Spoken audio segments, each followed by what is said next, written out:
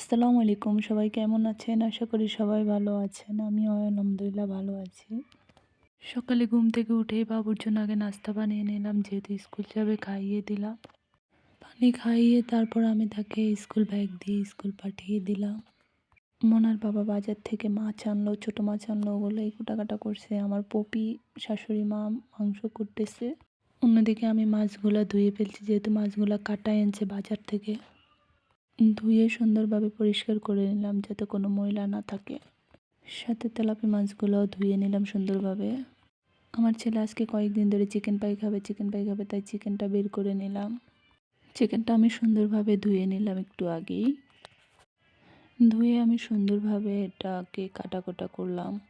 যেহেতু আমরা মানুষ বেশি না, অল্প, তাই 4-5 পিস নিয়েছি, বেশি নেই।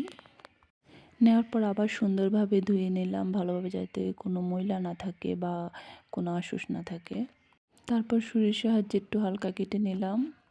আমি অত কিছু ব্যবহার করি না, হালকা পাতলাই দিয়ে যে যেমন মশলা সবগুলো দিলাম, আদা রসুন জিরা লবণ মরিচ আর দিলাম জিরা গুঁড়া। এগুলোকে সুন্দর করে মেখে নিলাম। মেখে নিয়ে আমি 2 ঘন্টার জন্য ফ্রিজে রেখে দিলাম। ফ্রিজ থেকে নামালাম। নামানোর পর মানুষ কেউ নাই, আমি একা, তাই একা একাই সব করতে হচ্ছে। তেলগুলোকে আমি গরম করে নিলাম।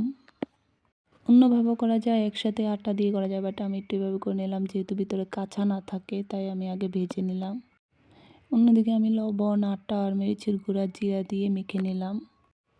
ভাজার পর সুন্দরভাবে উঠিয়ে আমি আটা মেখে পানিতে দিলাম। পানি থেকে উঠিয়ে আবার আটায় দিলাম।